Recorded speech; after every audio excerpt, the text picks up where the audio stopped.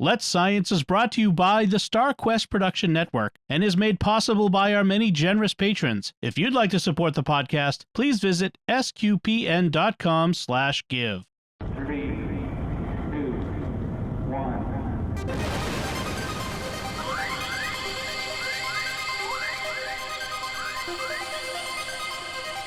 We live in a universe of scientific wonders. Every day, scientists are inching towards breakthroughs which can change our lives. We're playing our small part in sharing these wonders with you. That's why today is a fine day for science. So let's science. Today, I wanted to talk to you about ChatGPT. Okay, so it's an artificial intelligence. I guess it's a text generator. And I heard a little bit about it. I saw a lot of people talking about it and I got really curious and I wanted to know about it. So I started researching it and then I thought, you know what, a better way to get to know about ChatGPT is to ask ChatGPT. So what I did, I went and logged on and basically I asked ChatGPT what ChatGPT is all about and had a little interview. So guys, I'm going to ask you to be ChatGPT for me and answer the questions, and I'll be asking ChatGPT some questions about itself. So no worries, Dave. I had a good chat, to be honest. It was good. So let's start, hey? Ooh, all right. Where are we? So Lino and I will do the voices of ChatGPT, and Caroline's going to be the interviewer. Yeah. I'll try to. That's right.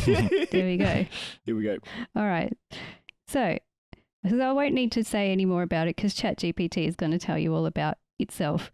So first question. Hi, ChatGPT. Tell me about yourself. Hello, I'm ChatGPT, a language model created by OpenAI. My purpose is to assist people like you in generating human-like responses to a wide variety of queries and conversations. I'm trained on a vast amount of text data and machine learning algorithms, enabling me to understand and respond a wide range of questions and topics. I can help you with anything from answering general knowledge questions, providing recommendations, or even engaging in philosophical discussions. My goal is to provide useful and insightful responses that are tailored to your needs and interests.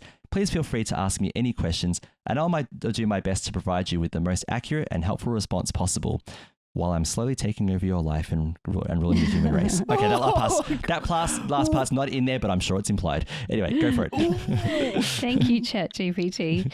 So, who created you, ChatGPT? ChatGPT is a variant of the GPT, Generative Pre-trained Transformers.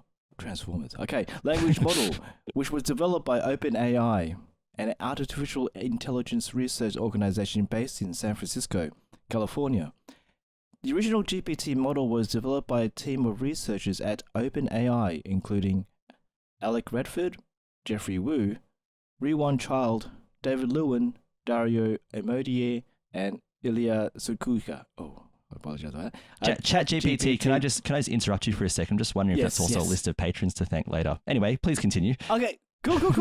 ChatGPT specifically was created by fine-tuning the GPT-2 and the GPT-3 models on conversational data, which involved training the models on a large data set of human conversations to teach them to generate coherent and engaging responses in a conversational setting. The development of the refinement of ChatGPT was also led by a team of researchers at OpenAI, including Sam Altman, Greg Brockman, and others. Oh, that's very interesting. A lot of people involved. So, what does ChatGPT stand for? ChatGPT stands for Chat Generative Pre-trained Transformer. It's a combination of the words chat and GPT, where GPT stands for Generative Pre-trained Transformer. Generative Pre-trained Transformer is a type of neural network architecture developed by OpenAI for natural language processing tasks such as text generation, summarization, and translation. The GPT models are pre-trained on vast amounts of text data and are capable of generating coherent and human-like text. In the case of ChatGPT, the GPT architecture is used to generate natural language responses to user inputs in the form of text-based conversations. The chatbot is pre-trained on a vast corpus of text data, allowing it to generate responses that are relevant, coherent, and informative. And I must say you do that very well. So how does ChatGPT work? ChatGPT is a language model that uses a deep learning algorithm called a transformer to process and generate natural language. The transformer architecture allows me to understand and analyze the context of a question or statement by considering the relationships between the words and phrases within it. When you ask me a question or give me a statement, I break down the text into individual words and analyze their meaning based on that context. I then use this information to generate a response that is tailored to your query. So, how can ChatGPT be used? ChatGPT can be used in a variety of ways to assist you in different tasks or activities. Here are some examples. Information retrieval. You can ask ChatGPT for information on a particular topic, such as historical events, scientific concepts, or current events. Personal assistant. ChatGPT can be used as a personal assistant, helping you with tasks like setting reminders, scheduling appointments, and making to-do lists. Entertainment. ChatGPT can be a fun way to pass the time, engaging in philosophical debates, playing games, or discussing popular culture. Customer service. ChatGPT can be used as a chatbot to assist customers with their inquiries or support requests. Education. ChatGPT can be used as a tool to help students learn new concepts and review their understanding of various topics. Writing assistant. ChatGPT can help writers generate ideas, suggest synonyms or phrases, and provide feedback on their work. Overall, ChatGPT can be a useful tool for anyone who needs assistance with various tasks or wants to engage in conversation on a wide range of topics. That is wonderful. I think many of us will be using you in the future, ChatGPT. So currently, who uses ChatGPT? ChatGPT can be used by anyone who needs assistance with a wide range of tasks or wants to engage in conversation on various topics. Some of the common users of ChatGPT include individuals seeking information. People who want to know more about a particular topic or need assistance with a task can use ChatGPT to get answers and suggestions. Students can use ChatGPT as a study aid, helping them understand complex concepts, review their understanding, and practice their writing skills. Researchers can use ChatGPT to assist with literature reviews, data analysis, and generating new research ideas. Customer service representatives can use ChatGPT as a chatbot to assist customers with their inquiries and support requests. Writers can use ChatGPT as a writing assistant, helping them generate ideas, suggest synonyms and phrases, and provide feedback on their work. Developers can use ChatGPT to create chatbots or virtual assistants for their websites, applications, or devices. Overall, anyone who needs assistance with tasks or wants to engage in conversation on a wide range of topics can benefit from using ChatGPT. That will come in handy, ChatGPT, when I don't have anybody at home, I'm feeling a bit lonely and need to have a conversation. Thank you. Ha ha ha ha ha. So, ChatGPT, which platform do you work best on? As an AI language model, I'm designed to work on a variety of platforms and devices, including websites, chat applications, and mobile devices. You can use me on various chat platforms such as Facebook Messenger, Telegram, Slack, WhatsApp, and others, or integrate me into your website or application. I'm also available on various AI voice assistants, including Amazon Alexa and Google Home. Whether you're using me on a desktop, laptop, tablet, or smartphone, I'll do my best to provide you with accurate and helpful responses. My responses are optimized for text-based communication, but I can also generate text-to-speech output if needed.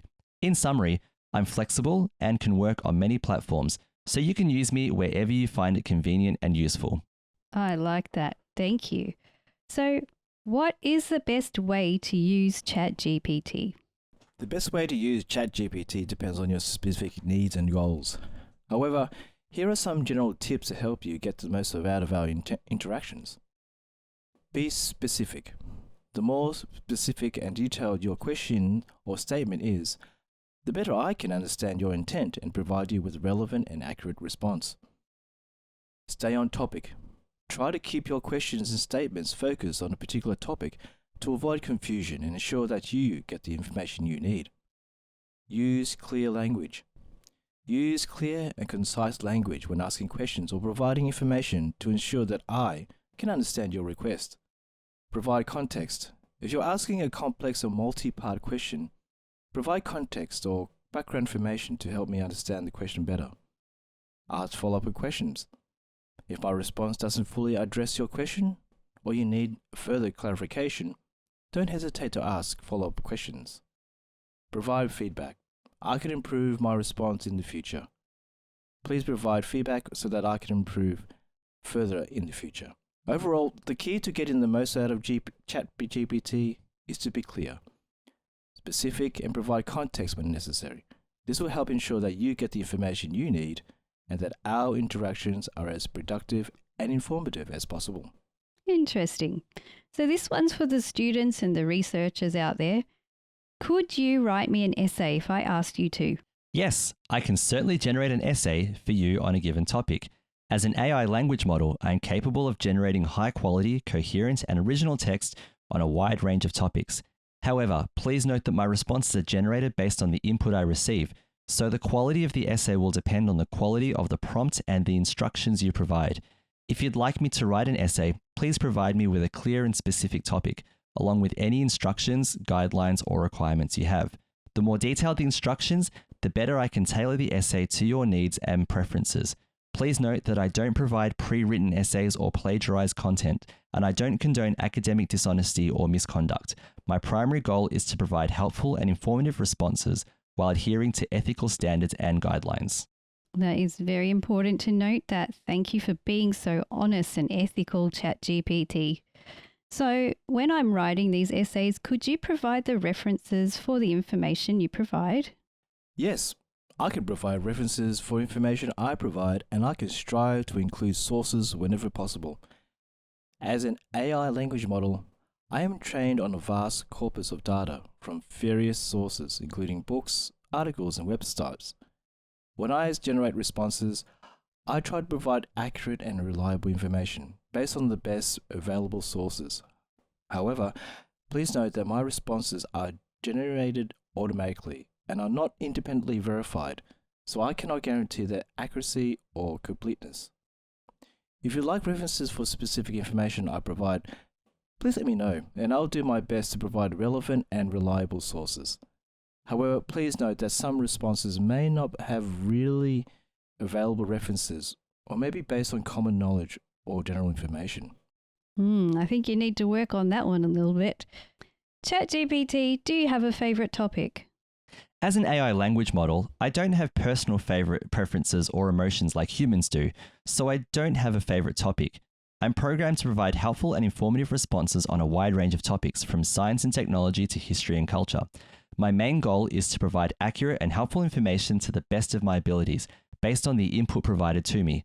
So whether you want to discuss the latest scientific discoveries, learn about a new hobby, or just have a casual conversation, I'll do my best to provide you with useful and insightful responses.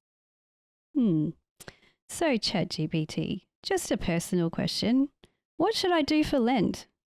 Lent is traditionally a time of reflection, self-discipline, and sacrifice for many Christians. Here are some suggestions for things you can do during Lent. Give up something that you enjoy.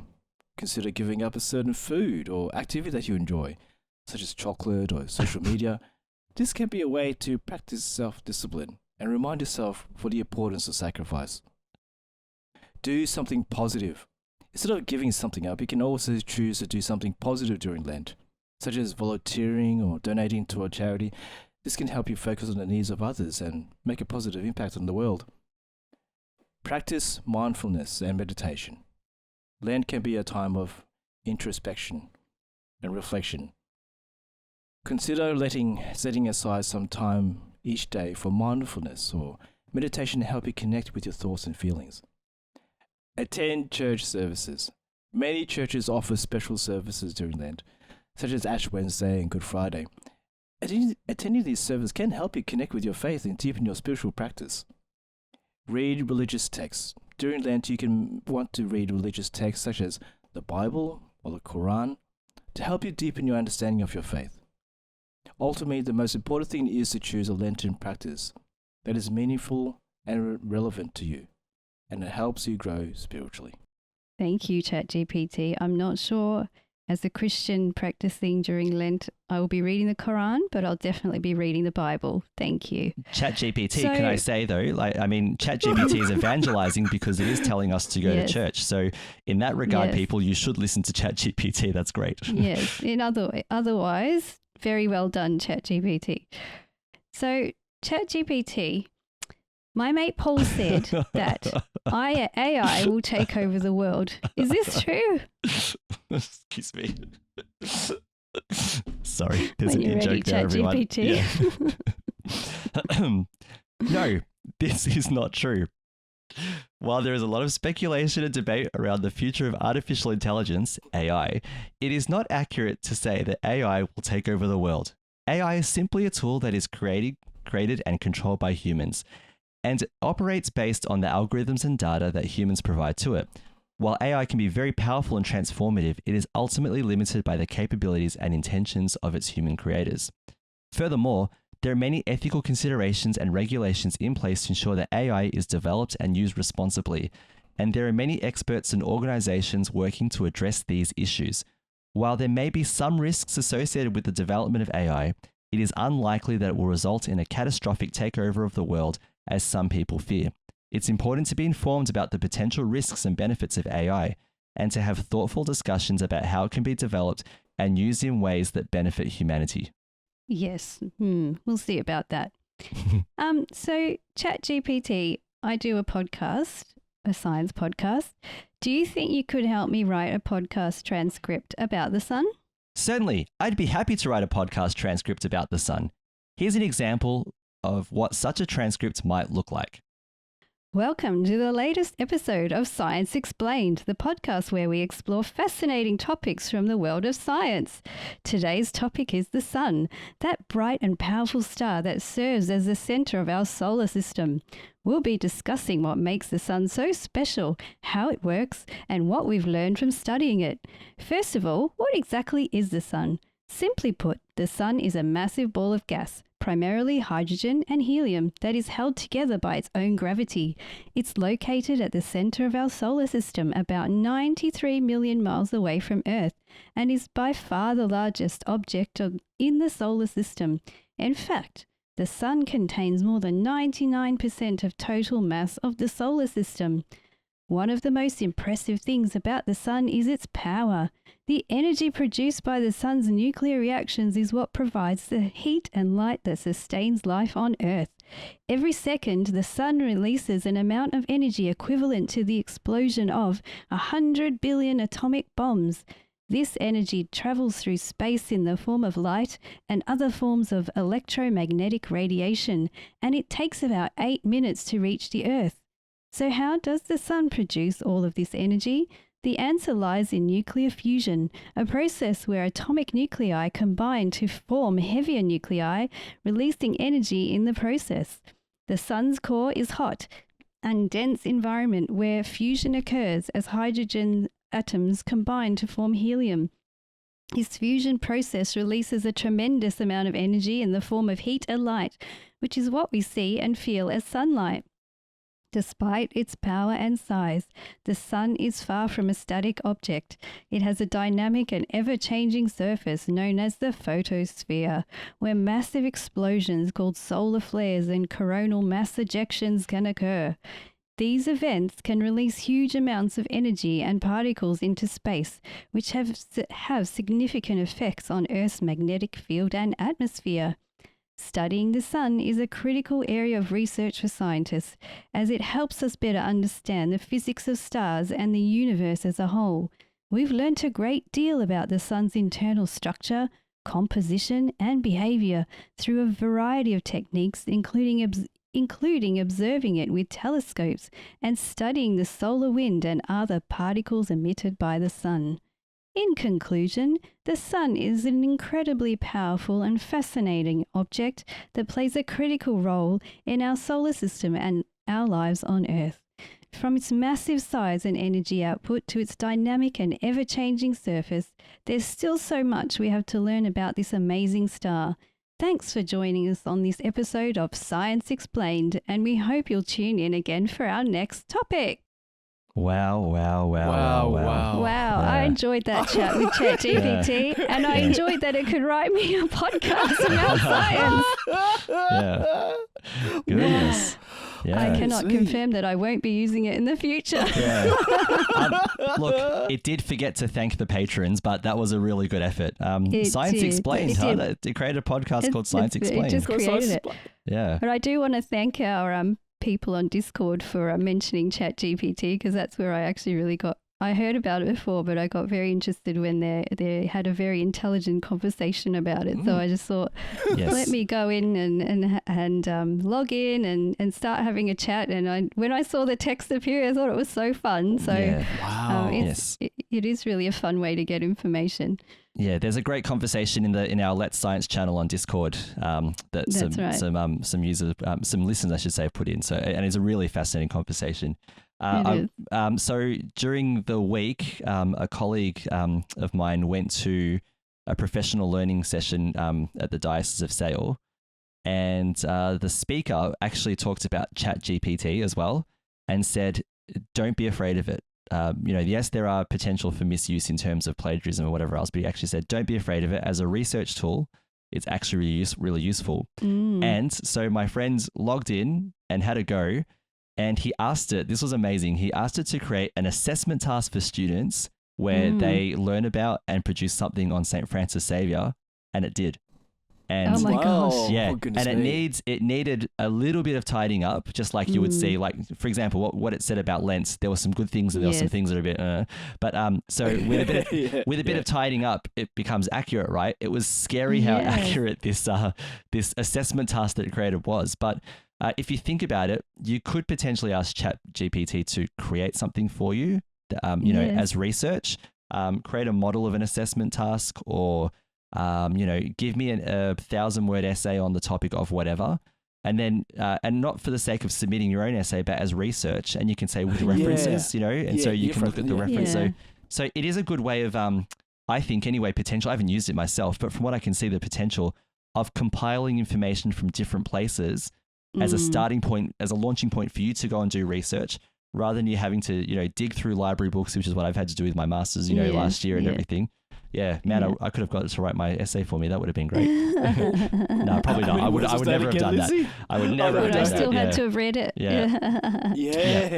There was so on Shrove Tuesday, we went to the launch of Project Compassion, and I was talking to a teacher from a different school there, and he was talking about how he's finishing this year the same masters that I'm doing, and he said, I want to send a cheeky email to Catholic Theological College and see if they if their plagiarism checker can tell if something's done by ChatGPT, and if not, I'll have my master's finished in 10 minutes. I can do my whole master's course in 10 minutes. Wow. That was hilarious. Wow. Yeah. I mean, it looks like a really fun tool to use, and like I could see myself using it for, like, when you need some ideas and you just need someone else to kind of bounce off, so you can go to AI and get them, get this robot thingy to give you some ideas. Yeah, some but pointers, having said that, I'm just wondering, because the more you use your brain for research and things like that, the more you keep your brain healthy. I'm just wondering if you're going to be relying on, it's like Googling. You want to know the answer, so you just Google, or you ask ChatGPT to do a whole essay. Are you really learning? Are you still using that part of your brain that helps you to? Are you helping your brain? So I just had that kind of a question in my mind. But I mean, as long as you don't rely on it, I think it's a pretty fun thing. This is a really important point, because knowledge and study, and developing the idea of being able to interpret knowledge is a skill that you have to develop. And ChatGPT won't develop that skill for you. You've got to couple your research and your interpretation skills with your finding information on ChatGPT. That's a really important thing. Exactly. Yeah. So when students go for exams, they still have to know the information. That's right. They can't You just can't rely on AI.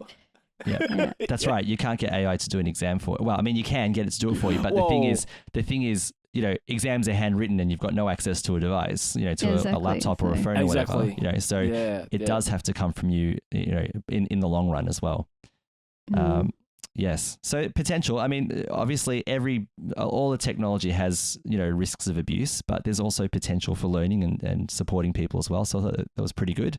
Let's Science is brought to you by StarQuest Media and is a fortnightly podcast that brings you the scientific wonders of our universe from a distinctly Catholic point of view. For more from Caroline, Lindsay, and friends, listen to the StarQuest show, Catholics of Oz. Find links from today's show at sqpn.com/science. And find the Catholics of Oz at sqpn.com/Oz. Be sure to follow the show in Apple Podcasts, Google Play, wherever you can find podcasts, or on the SQPN YouTube channel. The generous donations of our patrons at sqpn.com/give make it possible for us to continue Let's Science and all the shows at StarQuest, which makes our nonprofit mission possible.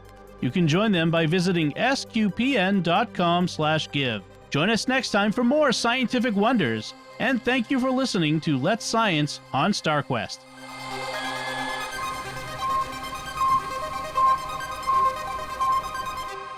Here's another show on the StarQuest network you're sure to enjoy, The Catholics of Oz. Find it wherever fine podcasts are found, or at sqpn.com/Oz.